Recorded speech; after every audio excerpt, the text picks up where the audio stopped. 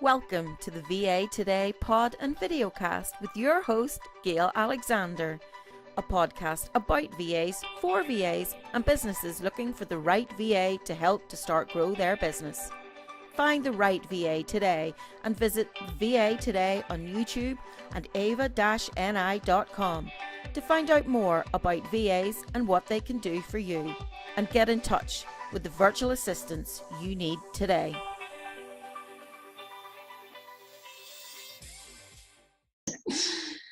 Hi everyone, welcome to the VA Today. My name's Gail, and today I'm joined with Karen Wessels. Sorry, how do you pronounce your second name? Vessels. Wessels. It wasn't too bad. Like a blood vessel. That's a good way to remember it. And Karen is the owner and director of VA Connect, an international agency providing VAs to businesses, as well as, it's quite a list here, Snap Sales, a marketing agency generating sales leads, Karen Wessels' personal brand, so coaching and mentoring, and the VA Association of South Africa, so quite a large organization, I'm guessing that is too, and then VA godmother and trainer, and then provides a VA directory. So welcome along, and I'm amazed they actually have time to even talk to me with all that going on. Well, they say that you're never too busy, so you've got to make time for everything. So Yeah, that's prioritizing. yeah. And you're a mummy as well, so we know how to juggle. Absolutely. So again, thank you very much for joining us. So first off, I just wanted to talk with Karen today because, well, one, she's very talented in what she does, but she also provides a lot of support to the VA industry and virtual assistants in general as well. So she's obviously got a wealth of experience and a really great person to get some answers to the questions that maybe businesses want to know. So how did you start in the VA industry? You know, how did you first come across what a VA even was? Gail, it was by accident. That's quite a common thing. It's one of those things where you stumble across it and you're offering a service. You're not quite sure what you're doing, and a few years down the line, you discover the term virtual assistant, and a light bulb goes off. You're like, oh, wait a minute, that's what I'm doing. I'm offering virtual assistant.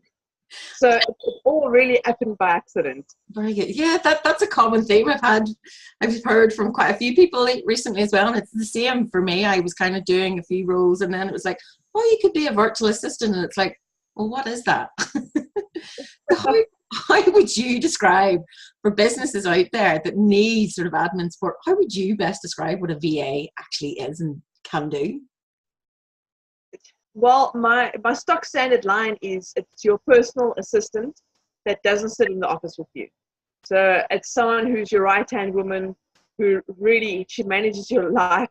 It's your working wife, but she's not in the same office as you, so she's working virtually. And it could be a man. There's few, but it could be. Yeah, I think in South Africa we have a handful of male virtual assistants, so I'm not too far off the mark when I say she. No, I know you're not. You're definitely not. It is predominantly a female-led business, and you know we're showing and proving that you know we can juggle everything, and we are skilled. And you know, after we've maybe had, quite often we've had children, or we're other caring responsibility, or company restructuring, or whatever, we can go out there and still use those valuable years of experience to continue on what we're doing. But yes, it is mostly women. Go us. So you were a VA yourself for a while before you moved into the coaching and training. So how long were you actually a VA, and what services did you offer to your clients? Gail, I was a virtual assistant for approximately 5 years, and I very much was a general admin person, so any form of admin support that your personal assistant would do. But because of my background, sales and marketing, I did a lot of marketing campaigns for my clients, and they kind of evolved over time. And then you start realizing that I only have so many hours in the day. I'm only one person. How can I possibly make this business grow? So 5 years into being a virtual assistant, I brought a business partner on board, and we had a strategy session and realized that we need to expand the team in order for this business to grow. Okay. So you now have a team behind you, and so now you've moved into sort of management, I guess, and you manage a group and a directory of virtual assistants. So how is the VA industry in South Africa? I know like virtual assistants can work for anyone, anywhere, but predominantly you would be based in South Africa with a South African clientele, I guess. Yes. Well, they actually joke and say that South Africa's generally about 5 years behind the rest of the world. And, it's been a slow adoption when it comes to virtual assistants because of the mindset that I still want to see my assistant. I want to be able to go to her office and chat with her. However, over the last year, maybe 2 years, we've seen a massive change in that mindset, and people are embracing virtual assistants. We're in a very fortunate position because we're in South Africa. We're native English speaking, and our currency is very favorable against the rest of the world. So we have a lot of international people seeking virtual assistants in South Africa. Oh, right. That's very good. That's good to know that South Africa is doing well and catching up. And I'm going to have to pick up our game everywhere else. But as a lot of people I've talked with doing these interviews, it's like, there is work out there for everyone, and there's a lot of collaboration, and hence why I'm doing sort of YouTube videos. It's talking with a lot of people and explaining, the virtual assistant industry and VA, PA, EA, whatever you want to call yourself, is very vibrant, and to try and explain and show through the medium of video, you can get the support you need. You don't have to meet face to face. It's nice, but it is completely feasible. And the thing is, the market is huge. So there really is business for everyone. Yeah.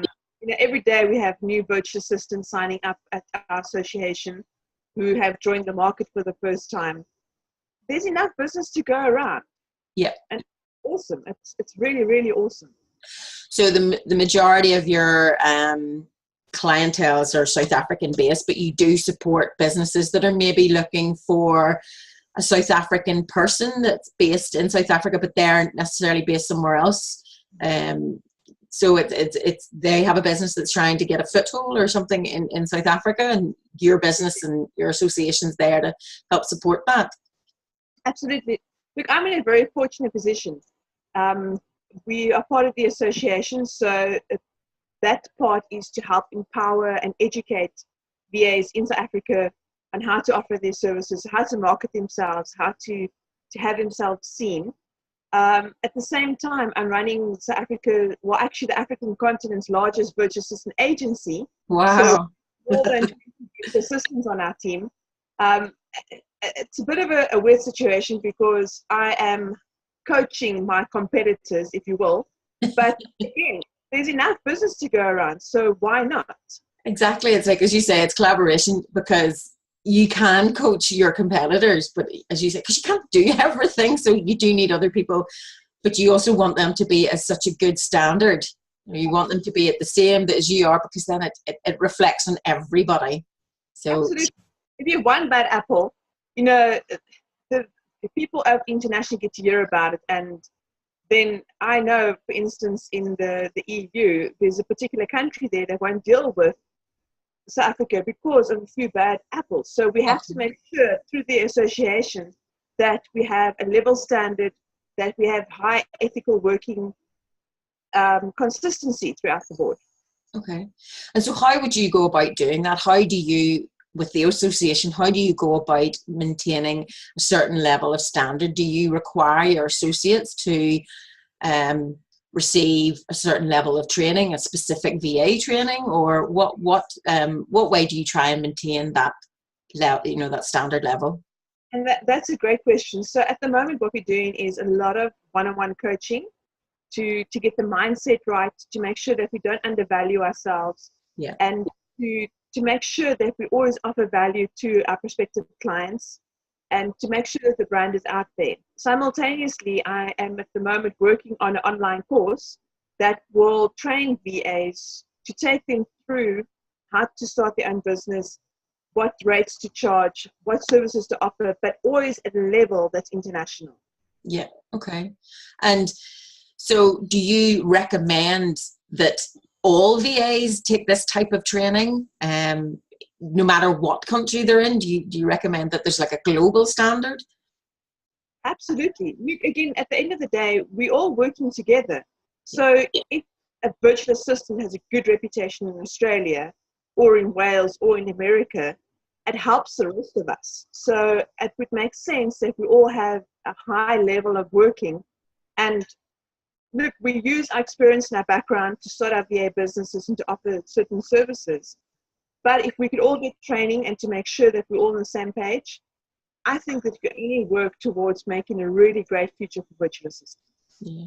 So I think talking about, keeping the standard and raising the standard to a certain level, are there specific requirements that a VA needs? So would you talk about they all need their own indemnity insurance, their own, for us it's ICO, registration, regulation to GDPR, and then their websites, privacy policies. Is there like a set minimum that you would expect a VA to have? Absolutely. Look, working with international clients, specifically in the EU, we have to be GDPR compliant. Yeah. Our insurance and business works a little bit different in South Africa as opposed to where you are, for instance. But for sure, we need to make sure there is a certain standard with regards to policies, to NDAs, to having the right paperwork in place.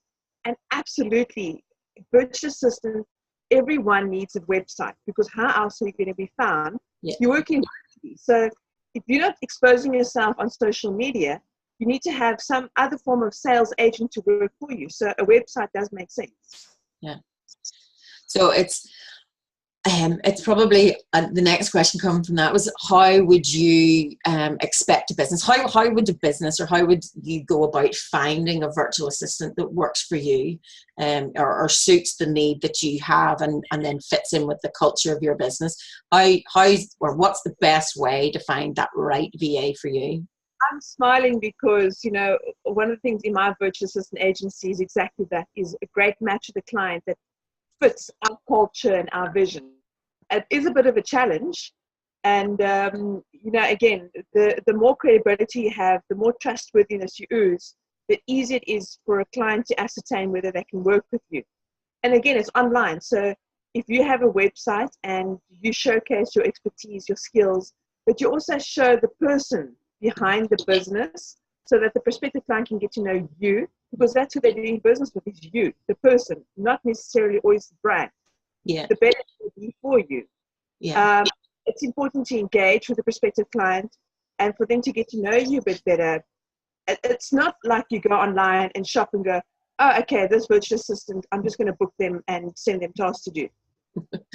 You're dealing with confidential information, so you want to make sure that this person is trustworthy, but also they form a part of your team. So can I work with them on a daily basis? Yeah, I think that's a good point. It's and probably one of the main reasons why we're doing this YouTube channel is to try and let businesses see the whole range of VAs that are out there, the services they offer, but also to try and show them in a better medium than just email or phones, the actual person and a bit of their personality, because as you say, they're offering the person's the asset and they are the service that they're giving. So it's finding a person that you think that you could get on with as well, and that would fit within your business. Absolutely. I think this part of what we're doing is guiding the virtual assistants to show a little bit more of them, their personality. Yeah. Look, you get left brain people and right brain people, you get introverts and extroverts. Mm-hmm. And most virtual assistants are introverted. They're great at admin support, but they're not great at bragging about themselves and showcasing what they're good at. Yeah. And part of what we're doing is for them to show their personality online, for their voice to come through. So it's just going to help prospective clients make the decision easier and quicker if they get a sense of the person behind the business and behind the brand. Definitely. And I think that's one thing, a sort of a tip for prospective VAs as well. It's just remember, you're not just a VA, you are a VA, and don't underestimate the skills and the reason why you came to become a VA. You're obviously there because you have a wealth of experience and it's highly valuable. And once you realize that yourself, the confidence that you have will be part of your own sales and marketing technique. You're selling yourself, and that'll shine through, you know. And even if you don't want to work with a client that contacts you, you don't have to, you know, you can say no, and it's being able to say no. And then that's probably a great thing about being part of a group, an association, Facebook group, or whatever group that may be. You can always go back and get advice from those people and asking, well, how do I turn a prospective client down without alienating them or anything? But it's also to remember your own value and your own worth. Absolutely, and that's a great point, Gail. You know, is learning when to say no. Yeah. You don't have to take on every client. Somewhere along the line, you're going to have a cultural mismatch, and it's going to bring down the energy of the business. Yeah. And it's going to be a painful process. So that's something else that we need to learn, is to say no to the wrong clients and yes to the right clients. And it's trying to find out who your right client is. So I think that's another thing with talking of other sort of VA support businesses, not just VAs. I was asking about, you know, finding a coach and a mentor. You know, do you recommend a coach and a mentor? And increasingly, I think it's the right thing to do, because it also helps the person realize, you know, what kind of business they want, you know, what's their personal brand. So I take it, because that's now what you've moved into. You're now, as part of your many services that you do, you're a coach and a mentor and an accountability person for VAs. Absolutely. If you look at any athlete who does Olympics, or, you know, is on the tennis tournaments, any great star that does athletics, do they have a coach? Yes. Mm-hmm. You're not going to find a Serena Williams of the world or the Michael Schumachers or whoever without a coach. Everyone has a coach. You need one to give you an outsider's perspective, to guide you and to help you make the right decision. And so why not in business? You know, it's funny that business people, the last thing that they do is seek out a business coach. And if you cannot afford a business coach, at least get a mentor or 5 that can help you on this journey. Yeah. 5. Yes, I've just got this image now that I want to be the Usain Bolt of the VA world. It's like, right, I need a coach. How can I do that? And then I'm like, be the quickest VA in the world. That's maybe not a good idea. But it's kind of, that analogy's running through my head. But it's you're investing in yourself, which is investing in your business. So if you can, yeah, a coach and a mentor is definitely something to have. And it's also an accountability partner. And I know from my own perspective, it can be a very up and down journey, but it's the same with any sort of entrepreneur. You know, there's the ups and downs, and having that support network, your cheerleader, your coach, your mentor, they can kind of, you know, lift you back up and continue with that momentum. So I think it's definitely something that I think everyone needs to have. So you, on your website, say you want to empower and educate, and I think that's a great, it's an amazing thing to be able to do. So how did you actually come about doing like keynote speeches and master classes, and you've been on the television doing this, so you're quite well known for doing this. How did that actually come about? Again, I was very fortunate. I was approached by the different bodies asking me to come and speak about something that I'm passionate about. So perhaps the guiding thing is that I have been very free with my experiences, my knowledge. I do a lot of guest blogging and blogging for my own sites, sharing my experience, my journey, because I would rather help someone prevent making as many mistakes as I did. It's a tough journey. This is really a tough journey. So if there's one little thing that I can help any one person with, I'll be ecstatic. And because I want to educate everyone as far as I can in terms of being a business owner, a virtual assistant, a successful entrepreneur, these entities, they have approached me and asked me to share my thoughts and my passions, whether it be in a masterclass or with their accelerator workshops, you name it. And it's fun. It's fun because I love what I do. Yeah, I think that's another thing as well. I think when you want to become in any industry, especially virtual assistant, you find that skill or that niche or maybe that area that you love and you do well and you have a passion for, because then it just won't feel like work. You know, I am loving doing this. It's probably because I like to talk a lot, but meeting so many different people around the world and all their different journeys. And I think that's also a great thing about the virtual assistant industry, because there are so many different characters and all their different journeys and experience add to the experience that they will offer their clients as well. So I think, yeah, be authentic and be all these sort of cliche terms, be authentic and be passionate. And the VA world is perfect for that, and the flexibility to allow you to do that. Well, you've hit the nail on the head. It's authenticity, because that's what it boils down to. Yeah. Whatever you're doing sales, marketing, you're doing support for your client, your authentic self needs to shine through. Yeah, definitely. Because as I said earlier, and we've said it a couple of times, you know, you're selling yourself. It's not a product that you can lift off the shelf. You're selling yourself. And if you're not authentic, you know, it will get found out. So it's a no-brainer, really. And it just makes everything run more smoothly. Yes. So in terms of when you were VA, as well as the business you do not run now, or businesses, should I say, that you run now, is there any sort of tools or softwares or anything that you could not live without? You know, what is the new piece of tech that you absolutely love? One of the greatest tools that I love is Slack. Yeah. In my VA agency, because we have such a big team, Yeah. it's the easiest and the quickest way for us to communicate and to keep each other motivated, because we work virtually. You know, you don't want to feel isolated. So, and sometimes you need someone else just to give you a little bit of a push and to remain motivated. And so Slack is one of the integral parts of our business, but it also works very nicely for our clients. Okay. We will create a channel for them, so it's a way for them to communicate immediately with their VA, to send over tasks, to do a quick check-in.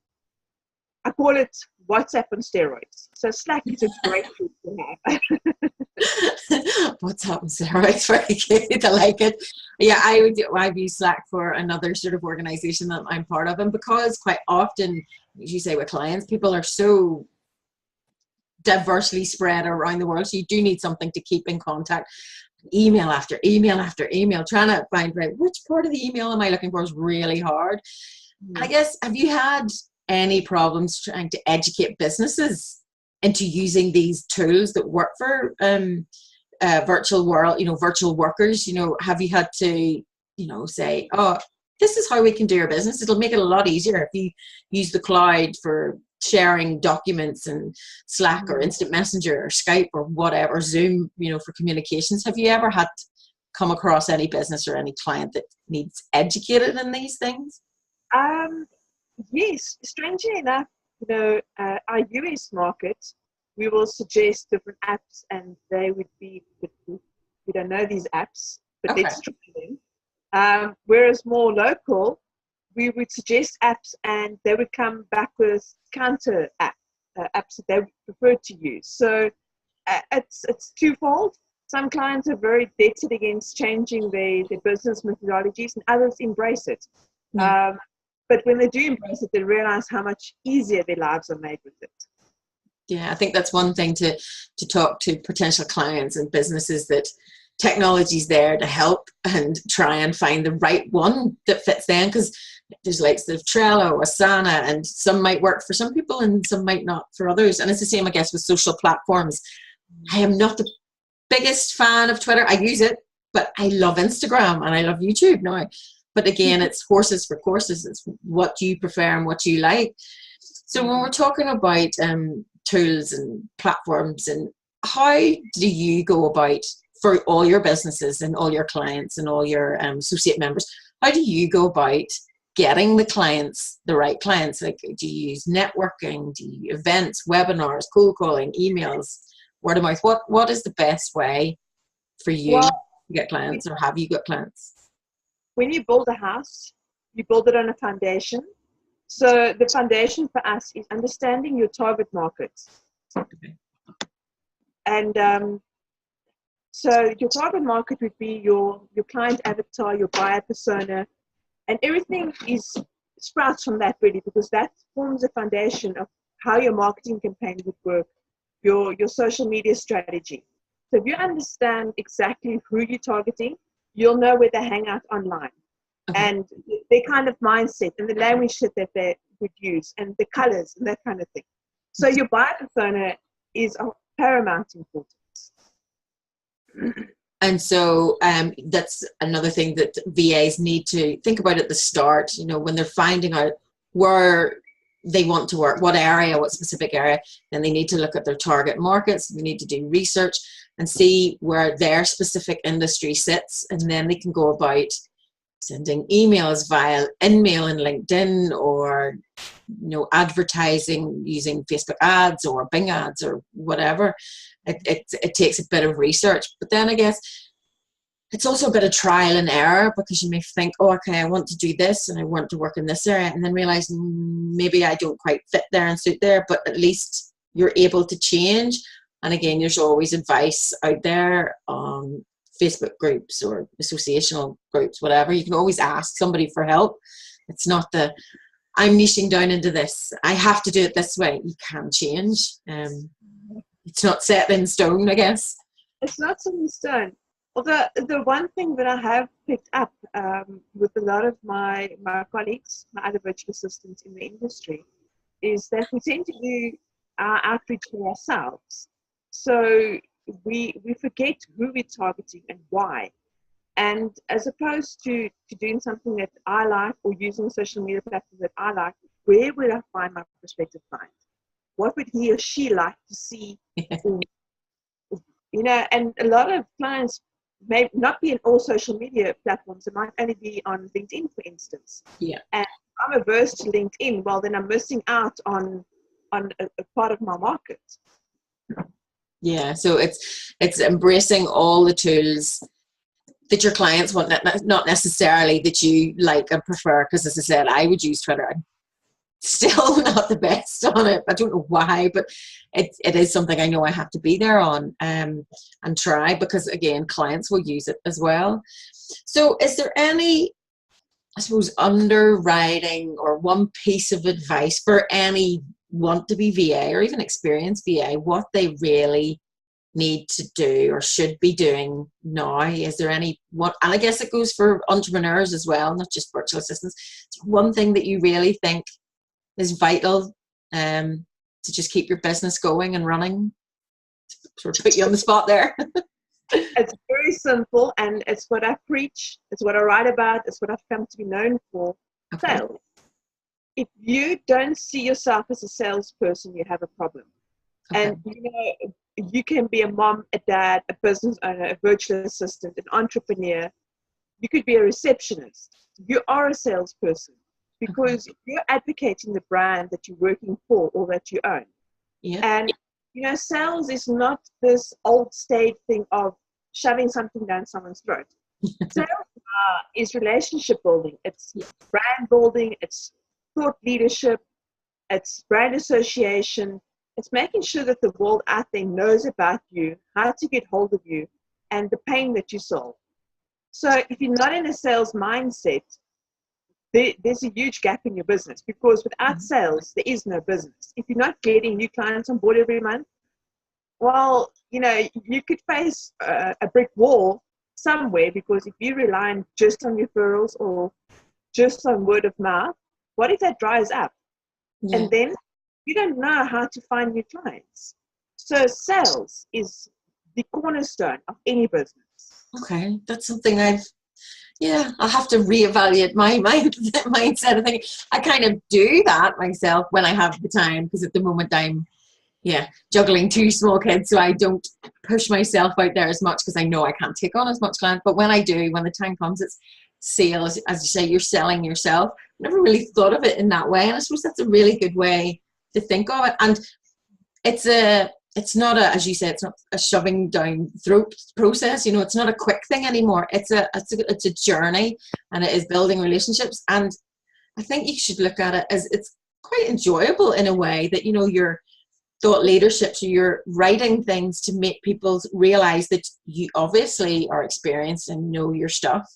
And so it's portraying that in whatever medium that is, if it's in pictures or it's in videos or it's in blogs or in whatever. And then you're getting to know your customers. So you're getting to know your customers on a personal level. So that's, I think people should look at that as an enjoyable process, because you never know what might come out of that. You may get friends, never mind a sales. And so that can't be a bad thing. So I think, yeah. You know, you are your best brand ambassador. Who speaks more passionately about what you do, about your brand, than yourself? Yeah. So we should really see it in a very positive light. Yeah. Yeah. I'm going to have a think about that myself. Yeah, it's good. I like that piece of advice. So with your sort of VA Connect business and then Snap Sales, I can't speak. Oh my goodness. Snap Sales.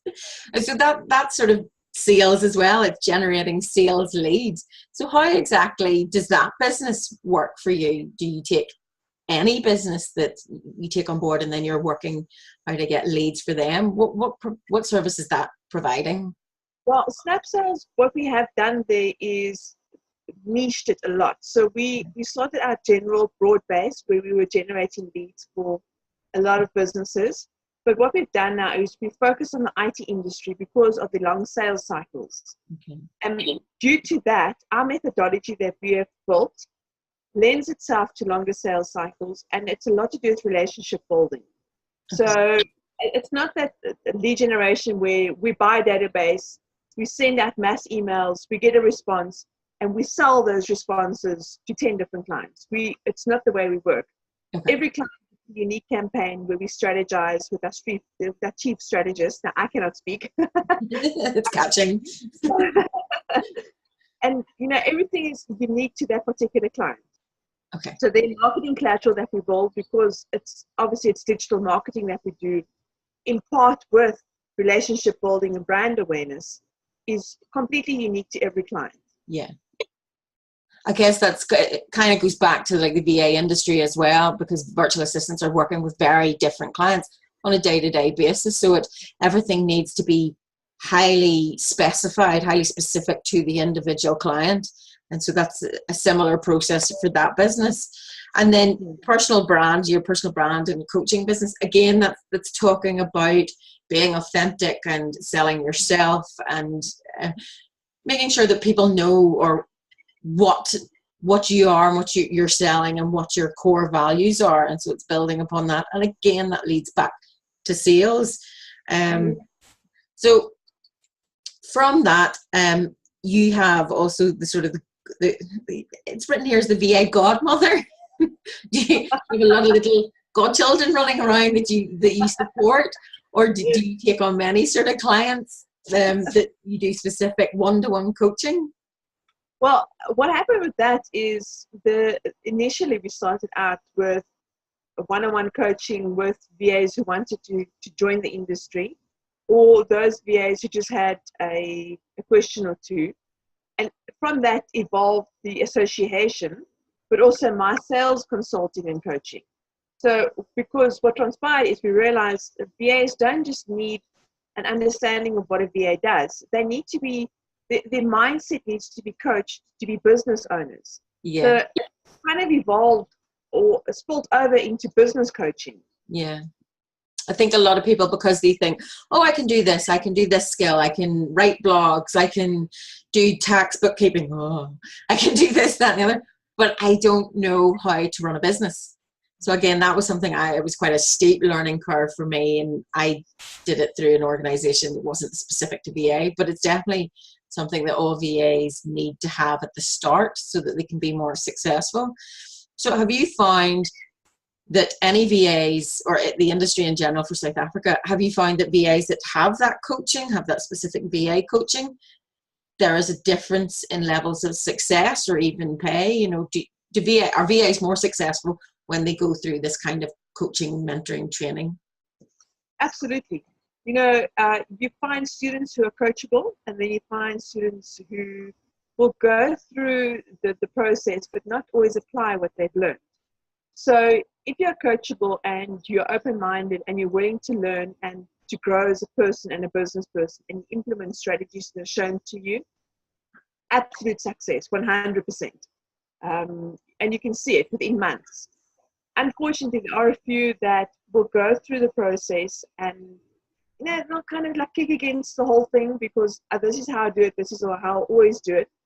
And so that they don't grow as a business. Yeah. But those that have gone through the process and have applied, amazing results. Okay. I think I'm going to have to go back to VA school. Brush up my skills. So with all those businesses, how on earth do you manage it all? How on earth do you actually find time? And what is a typical Karen's working day? Wow. Okay. So I don't think I have a very typical working day. Okay. I don't think anyone does. As a working mom, I work very odd hours. So whenever the little one's sleeping is when I really graft. Yeah. And you learn very quickly how much you can achieve in 25 minutes. But on the other hand, this couldn't be done without my support team. You know, I've got an amazing partner who's my business partner, my life partner, who's very much involved with our businesses as well. And the rest of my team that supports. So it's prioritizing, knowing where my strengths lie. So I understand that I'm a people's person. Admin is not my strong skill. Even the admin agency, admin's not my thing. So I don't focus on it. I focus on where my passion lies and where my strength lies. And I allow others to shine within their realm. Yeah, I think that's a good thing to do because there is so much work out there, you know, so I can do this and you can do that. And it's, you know, there's no competition there. So it's concentrating on what you love, what your passion is. And again, it's something we talked about earlier. So with all that and all that juggling and that working, and then you're speaking at, was it the 10th Annual Secretary Day Conference and the SA Innovation Summit? I'm just reading these. And then you're a trainer for the Lioness of Africa Accelerator. Crikey, that sounds cool. What is there left for Karen Wessels to do? What is it? What goals do you have left to do? Because my goodness, it seems like you've done it all. Wow, there's a lot left for me to do. So, you know, first things first is launching the online school that we're busy developing. So we're in production phase. And only now do you appreciate how much goes into an online course. There's a lot of aspects to it. So we've been busy with this for a couple of months, and we're very excited to launch that. And, you know, Gail, then next year there's international markets. What can I achieve internationally that I've achieved locally? Yeah. So there's a lot of stones left unturned for me. There's a lot of lessons still for me to learn, and there's a lot of room for growth. Yeah. So there's always that next sort of chapter, that next goal, that 1 year, 5 year, 10-year goal. And even if it's professional or personal, there's definitely, I think I have more personal goals than professional. Probably need to relook at that. But yeah, so even somebody that's done it all, like yourself, you know, there is always something new to try. And I guess business practices like social media are constantly changing, and new tips and tricks and tools to find. One of my previous guests talking to, in his, must be his late 70s, is talking about how he always takes time to learn something new. And I'm like, oh my goodness, somebody in that part of their life and they're still passionate about, you know, learning something new. Guess it's how you need to have that kind of mindset, you know. It's how you continue on with life every day, and there's always something new to achieve, basically. So that's good to hear that even the high achievers still searching for the tick marks. So on a closing note again, my goodness, I can't speak today. On a closing note, we'll edit that. On a closing note, what would you say about the VA industry in general, or just the businesses in general? What would you say about working with a VA? Wow, a lot of things just ran through my mind, but I think the potential of this industry is massive, and I think we've only just started. You know, if I look at where we can go with this. The international workforce is gearing itself for remote working. Yeah. And we are in a plum position, being virtual assistants, to capitalize on this. Yeah. It's becoming a multi-million-dollar industry, if not already. I think, if you look at some stats just based on the American market, I think that's already there. So virtual assistants is the way to go. Again, if I look at the number of inquiries that I receive on a daily basis from PAs, executives, secretaries who want to join this movement, it's phenomenal. It's mind-blowing. It's really, I think we're living in a beautiful time as virtual assistants. Yeah, I think that's a good thing to say. We are VAs that are already here. We are in a plum position, which is a great term, because we're already there, and it is only going to grow. Businesses need staff on short-term, long-term basis, but they need them now or they need them there. And so if we're already there, we're pretty well set up. So I think we should all be kind of excited about the growth of the industry and the possibilities that are out there. And again, for businesses as well, any growing business that think they can't do something, well, no, they can if they've got the support in a way that they need, not full-time or on location. Look to the VA industry there, and there's always somebody that will fit the bill and help you support, grow your business. So I think you're right, it is exciting times ahead. So probably to close up, because I've just heard my 3-year-old, that's my flexibility screaming for me, so goodness knows what that is.